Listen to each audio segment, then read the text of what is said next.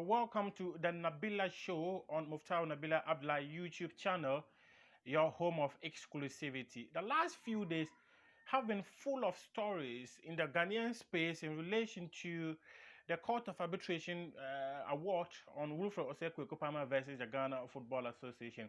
As we all know, it has been adjourned to September 1, 2020. CAS sent in a letter on August 5, communicating to both parties that the award decision would now be sent to them on September 1, 2020. Today, we are doing something different, clearly different. This one has to do with club football.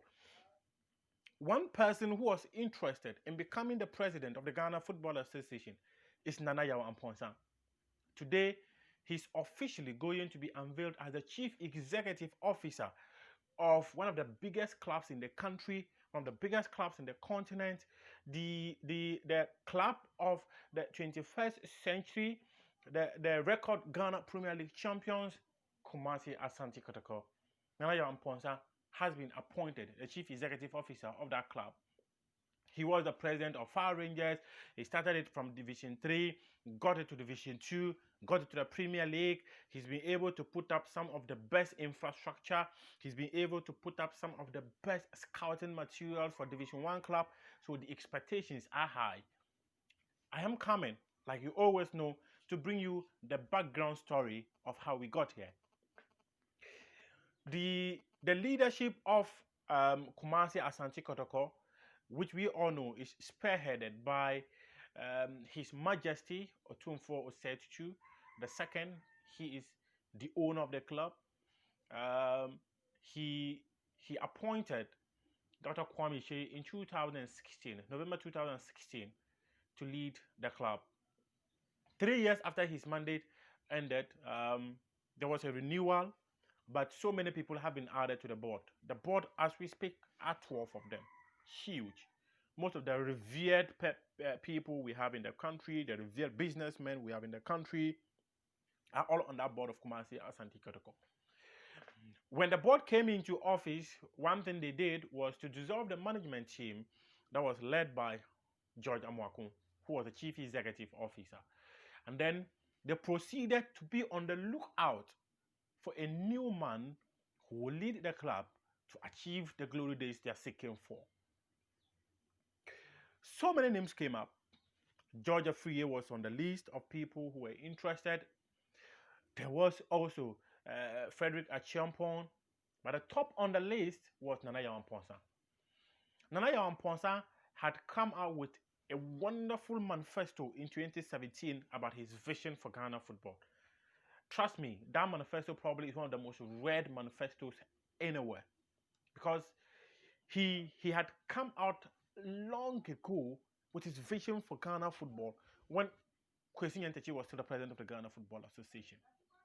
So many people had an insight as to how he thinks about the game. He coined the famous word decoupling the football people tag. And that became a huge thing within the football community. So many people had an understanding as to who Nana Yaw Amponsah was. We had a clearer picture of his intellect during the campaign season for the FA elections, where he had wonderful debate on ideas about how we could grow football in the country. So the board of Kumasi Asante Kotoko considered him. They held a meeting at East Legon. In that meeting, he presented a 5-year development plan for the club. In that 5-year development plan, it had to do with a museum for Kotoko. If you haven't seen it anywhere, they intend to put up the fabulous wall where the names of fans and their date of birth, everything would be written on that wall. They will pay at least 200 Ghana cedis. So estimatingly, he's looking at generating 20 million Ghana cedis revenue from that single idea. He also intends to build Kotoko to reach the group stages of the CAF Champions League and Confederation Cup. He plans on letting the club own an academy center. He plans on building 2 training pitches for the team, 1 artificial, 1 natural. He also has plans. That 5-year agenda also includes being able to sign as many as 25 players under the age of 21. He also has plans of ensuring that the Porcupine Warriors is able to generate huge revenue through numerous streams. Player transfer, and as someone who is a player agent, that appears extremely easy for him to do. What happened was that document leaked, and reports emerged that they were going to do away with him and all that. Yes, those reports were true. They were well grounded. They started looking around again. George Amoako again, Phar Rangers again, Otumfour. But there was one big man, I'm not going to put out his identity, who has what it takes to lobby the industry. And his powers come from the Manchester Palace. And as someone who appreciates the industry of football, he was also one of the people that were even earmarking for the position of CEO of the club. He told them, give the job to the boy. He's more hungrier than I am. I have seen it all in the industry. He's more hungrier than I am. He's such a brilliant chap. He can redefine Kotoko. He can make one of the biggest clubs in the continent and let you compete against the best in the world. So, what were the feasibility of these things? Okay. That same person had held a meeting with some of the top-ranking members of Kotoko and said that if you support Nana Yaw Amponsah, he will make you a big clap, a bigger clap. So they got convinced they were going to give the job to Nana Yaw Amponsah. So they had to get back to him. The conversations were ongoing. But they were hanging on for the report from Prophet Cancer. They were also hanging on for the blessings from Otumfour, who is the chief owner of the club, before the board could decide.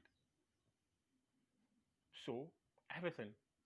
If you can convince the palace to support an individual, looking at the vision Kotoko is looking out for, and you think Nana Yaw Amponsah can do it, why not? Let's give you an opportunity.